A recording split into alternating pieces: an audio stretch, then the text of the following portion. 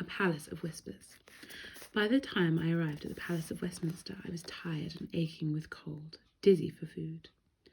Courtiers were moving idly about in their usual languorous way, jesting, bowing to one another, smiling and whispering. The air was brittle with tension. I felt anxious and afraid. The closer you came to King Henry, the more afraid you were. It is like being in a garden of brightly coloured, chirping birds. One clap of the hands would send them squalling and fluttering away in fright. There were footsteps ahead of me and behind me, the swish of skirts on dry rushes, flickering candlelight, and shadow cast by the great fires, tapestry swaying. It was always like this. Someone there, someone not there. It was a palace of whispers, a palace of shadows, and that day it seemed to be a palace of nightmares. The messenger ushered me quickly to the room my father used as an office. My father was there on his own, pacing up and down, his hands behind his back. When he saw me, he stopped and stared at me as if he didn't know me. His face was ashen. "William, William," he said. His voice was a strangled sound in his throat. He went over to the casement window and I followed him. I took off my cloak and laid it over a chair and bowed for his blessing. He put both his hands on my shoulder, and when I looked up, I saw that his eyes were bright, too bright. "I wish I hadn't sent for you," he said breathlessly. "It was the wrong thing to do." "What's happened?" I asked. "Is it Marjorie?" "Marjorie? No, she's safe where she is, thank God. But I should not have called you here." His hands were trembling. I could feel them through my heavy doublet. "I should have taken the chance and come for you myself. We could have gone to my friend at Cressy's house. We would have been safe there for a while. Perhaps. It's too late now." "But what has happened?" I had never seen my father like this. Not when Matthew died, not when Brother John was taken away. I had never seen cold fear like this in him before. "We haven't much time left. I wanted to see you and to warn you myself. I was afraid to send a message that could be used against you, but you must hear what I have to say and then go." His voice dropped to an urgent whisper.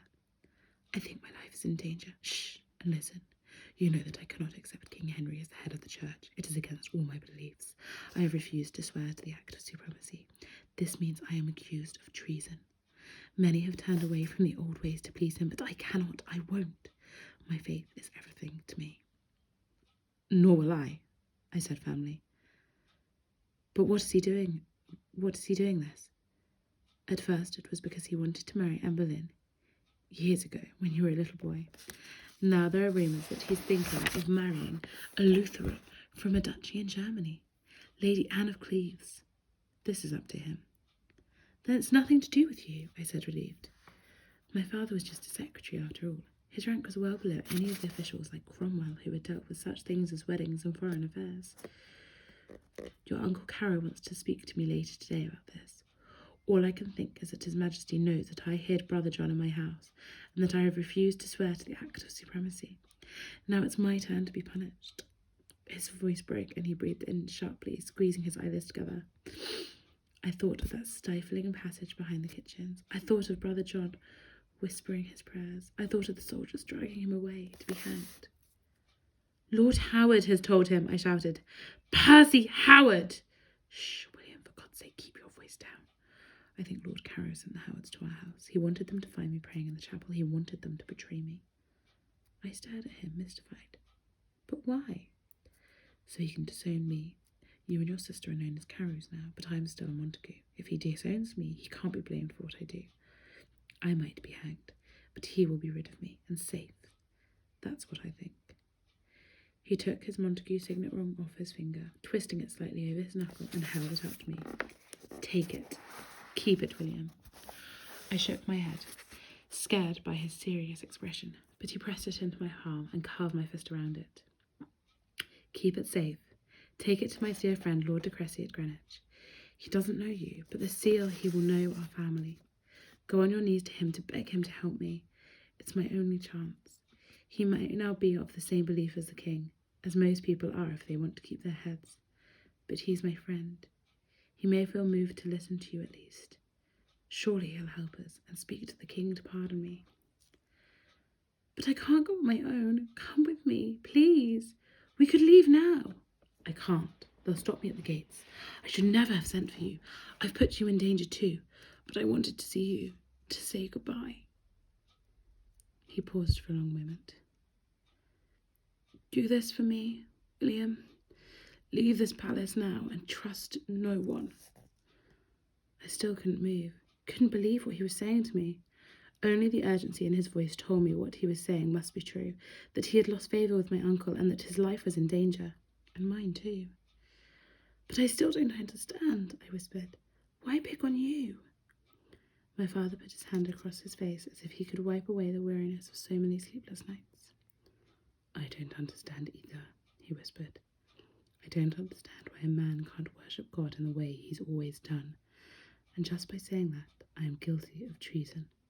I can be hanged for that or tortured. Remember Daniel in the Bible? Remember how he was put in the lion's den because he refused to pray to anyone except to his God? This is what happens in our country. Only men are not thrown to the lions anymore. Monks and nuns have been thrown onto the streets. Priests are sent to the gallows, like our dear brother John. Churchmen are incarcerated. Terrible, monstrous things are done to them. Our king is a tyrant, William." He opened the casement window and peered out, as if he was searching for someone. Then he came back into me. "Why don't we go home?" I said again. "We could leave the court, both of us. We could try, at least. Don't give up." My father's face was ice grey. "There's more to tell you. It is rumoured that our chapel is burned to the ground, our house destroyed, the servants dismissed. We will have no home any more. Now do you understand how serious this is?" I nodded, tears streaming down my cheeks, the hot, blinding tears of despair. I felt as if everything I loved most in the world was being taken away from me. My home, my chapel, Matthew's statue, father, Marjorie, gone. All gone. "Let me stay with you." He shook his head. He turned slightly, hearing as I did the sound of brisk feet marching along the corridor. Soldiers walk like that, not courtiers. "If you stay here, you're as much danger as I am. Go!" His voice was hollow. "Trust no one. Do this much for me, William." He pushed me towards the window, but at that moment the door began to open, and father slid me behind the hanging and stood directly in front of me. Someone came quietly into the room. He stood rubbing the palms of his hands together, and I knew it was my Uncle Carew. "Aha, you are here, Robert." My father bowed stiffly. "My Lord Carew." I could hear my uncle pacing towards us, and my heart was jerking in my chest. I thought I was going to faint with terror. Then he stopped. For a waiting moment that lasted forever, neither of them spoke. Then my uncle cleared his throat with a little yelping sound. "Robert, you will have heard that with great regret my wife and I have closed down Montague Hall." My father answered quietly, "I have, my lord, but I do not understand why." "Oh, I think you do." My uncle was pacing round the room again. I heard more footsteps. Someone else had come in, but I daren't look. I was willing father to say the right words, whatever they were, the words that would save his life. "I am told by reliable witnesses that you have acted against His Majesty's decrees," my uncle went on smoothly. "You never attended chapel here. You continue your papist worshipping in spite of my insistence that you cease. Even, I hear, that you keep a seditious priest in your house. Is this true?" His voice rose. I imagined his taut, angry face, the cold glitter of his eyes. My father spoke calmly, quietly. "I have acted according to my conscience, Lord Carew." Your conscience should tell you that you must be loyal to your king. Do you realise how dangerous this practice is? Do you realise you could be hanged for this?" My father kept his silence. My throat was throbbing with fear. I had no idea what to do. Then the other man spoke, and I knew at once who it was. It was the Duke of Norfolk. His brother has visited our house, eaten our food, and ridden with my father. His nephew Percy had played chess with me every night. Now I knew what he meant when he told me the story about the family who kept a hangman in their house. Because of Brother John, my father and I would hang. "Robert Montague," he said, "I hear you have refused to agree to the Act of Supremacy. Would you care to tell me why?" There was a moment's silence. Then my father said, very quietly, but quite clearly, I do not accept that King Henry is the head of the Catholic Church in England. The Pope in Rome is head of the Holy Catholic Church. There was a deep sigh from the Duke. Then, Robert Montague, you are accused of high treason. His Majesty the King spared you once your priest was hanged as a lesson to you, and yet you have learned anything, it seems. His Majesty is disappointed in you. He desires you to be detained in his prison at Newgate until such time as you repent. There was an acid smile in his voice. You know what they do to those who refuse to sign the oath of allegiance to his Majesty. They are stretched on the rack, maybe, or turned on the wheel. He was slimy with pleasure. My uncle cut in quickly. A few months in Newgate should jolt you out of your foolishness, if you live. Or else you can die a traitor's death by the hangman and by the sword, the Duke of Norfolk added. Take him, he laughed. The door swung open again. Soldiers came in and marched towards where I was squashed behind them, hanging. Then my father's weight lifted away from me, and as he stepped forward, there were footsteps leaving the room, and then silence. Long, long silence, when I hardly breathed or moved. At last I felt sure there was no one in the room, yet I didn't dare to step out. Terrified, I hoisted myself up inch by inch onto the window ledge and somehow squeezed through the little casement opening. I rolled backwards through it and tumbled down into the shrubbery below. I froze there, not moving, not breathing. I crouched for ages longer until I could tell for sure that Uncle Caro wasn't standing at the other side of the window looking out. My limbs were trembling. I had to run, yet still I couldn't. I was paralysed with fear. I gasped for breath, as if the air had turned as thick as mud. From across the lawns, a voice called out to me. William, I can see you. I jerked my head round, terrified. It was Lady Catherine, Marjorie's friend. She ran across to me, her skirts lifted in her hands, just as she used to run across the long grass at home. Are you playing hide and seek? She laughed. Marjorie, Marjorie, where can she be? I jumped to my feet. She held out her arms to catch me, and I pushed past her, sobbing out loud.